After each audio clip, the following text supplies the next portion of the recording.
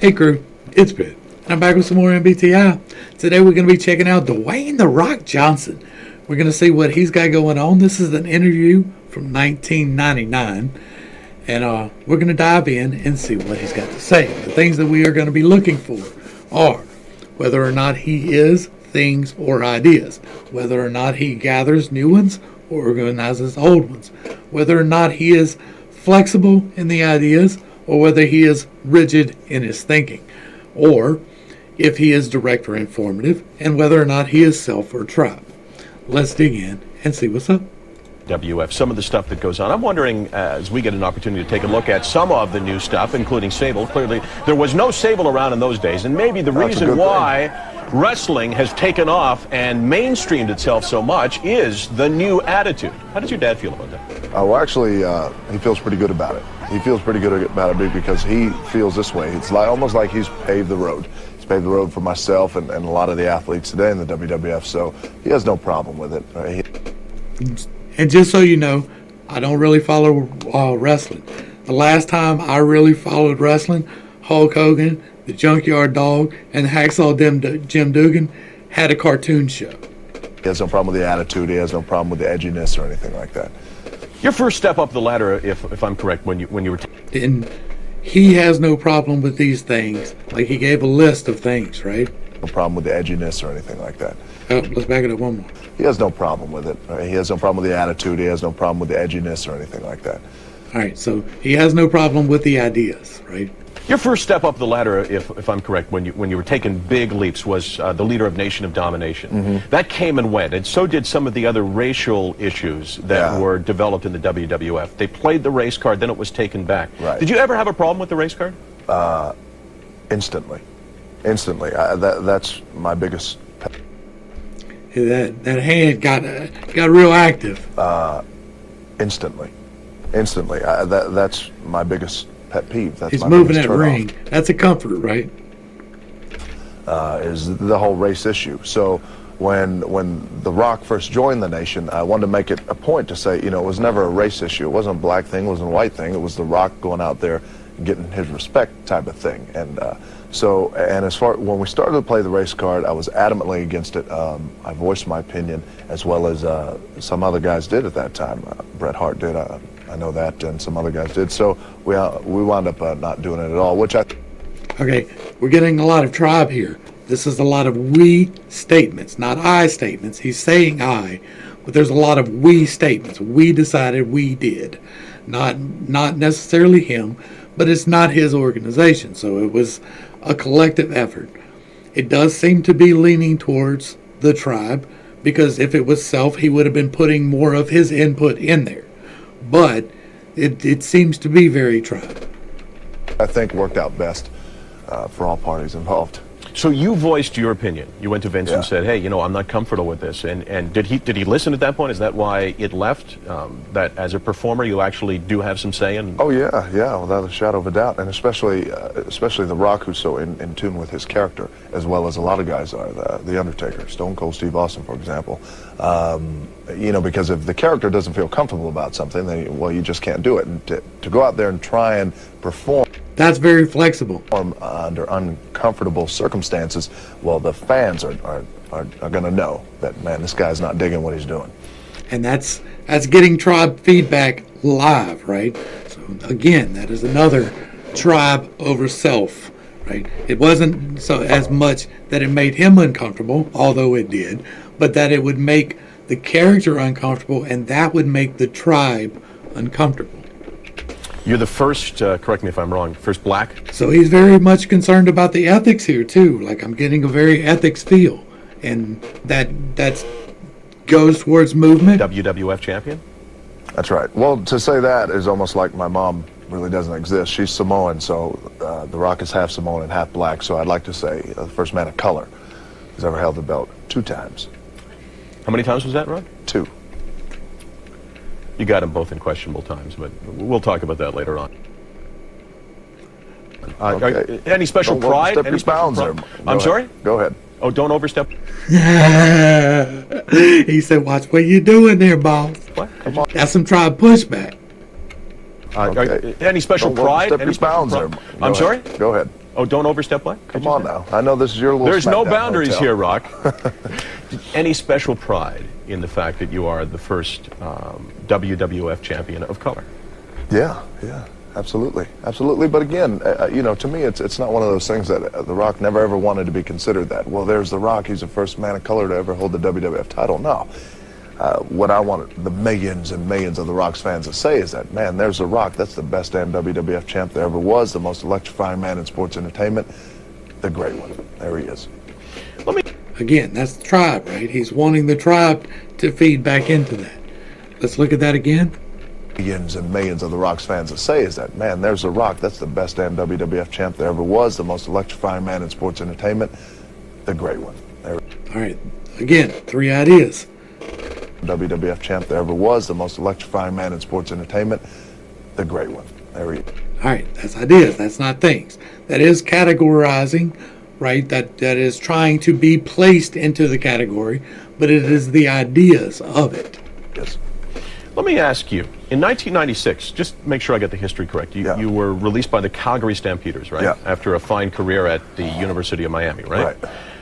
So you're released in 1996, not that long ago. Now you sit here telling me that you are the most electrifying man in sports entertainment, that you are one of the greatest in the history of the WWF, and I'm not here to question that. Sure. Are you shocked by not how good you are, but how quick this happened?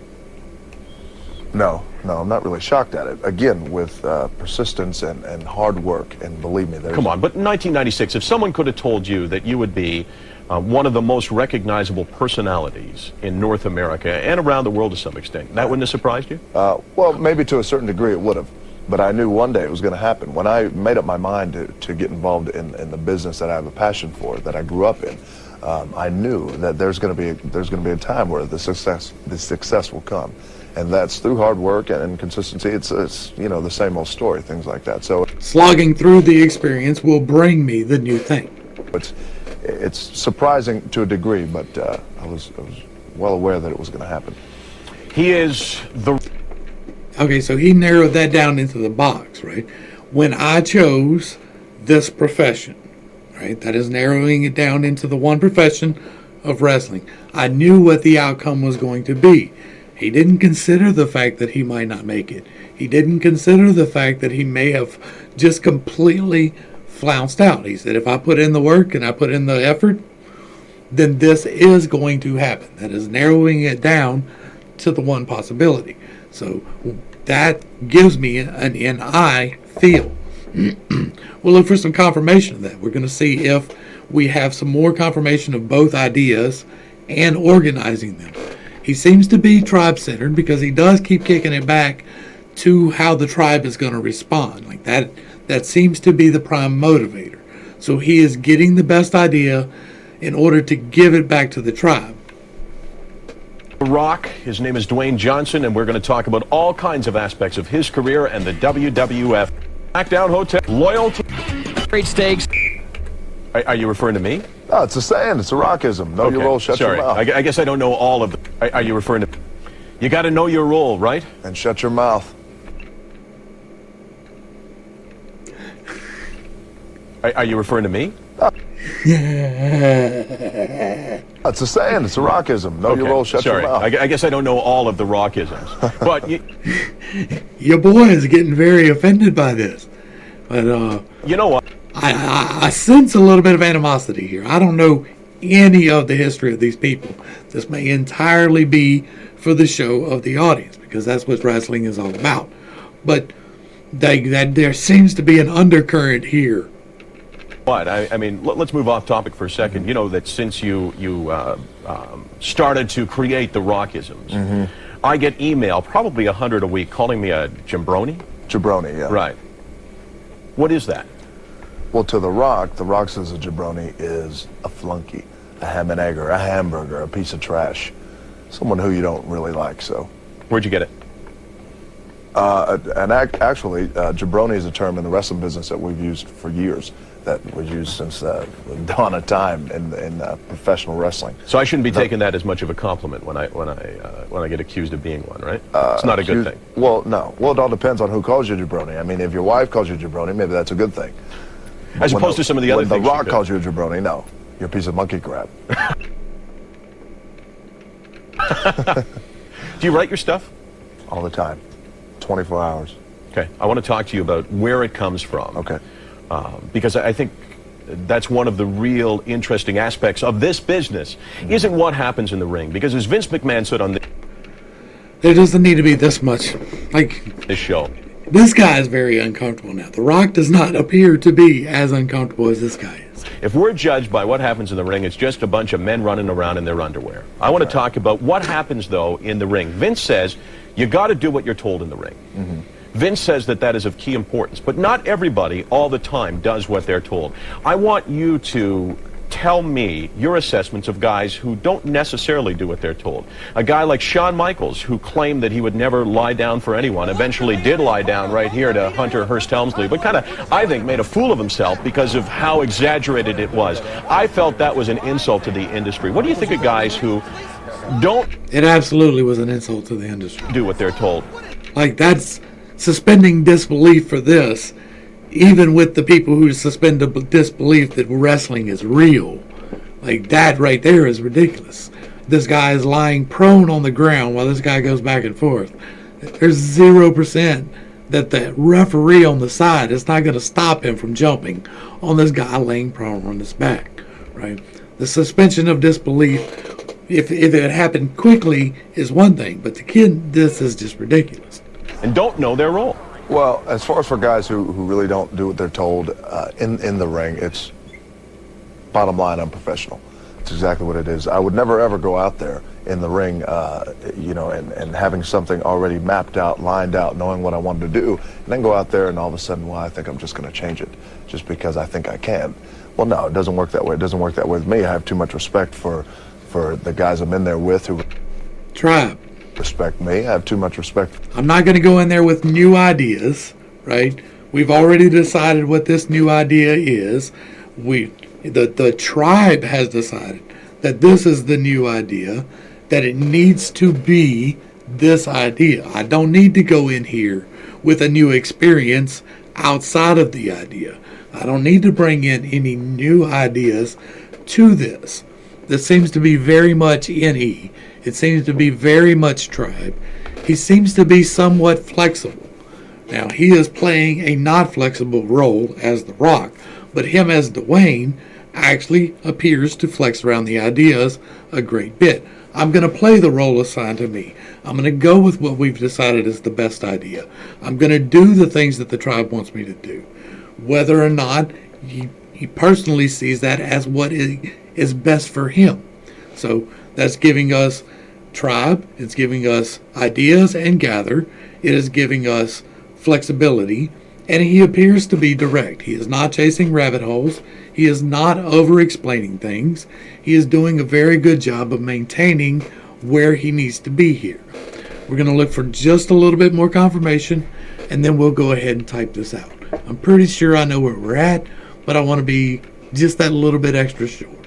Let's see if we can get something else. For the business that I'm in, the business that I love. So, yeah, and once in a while you'll get apples like that, but hey. Because it's ego, too, right? I mean, sure. The fact is, yes, this is entertainment. Just a little bit of ego. Yeah, just a little bit of entertainment. Just a little bit of ego. But this is entertainment, right? And bottom line, the bottom line is it's not sold as a sport anymore. No. There are storylines that are developed. Absolutely. And believe me, The Rock will be the first one leading that cavalry down the road of, hey, listen, what we do is strictly sports entertainment. Sports entertainment because we have exceptional athletes. Entertainment because we have exceptional entertainers, of course, like yours truly.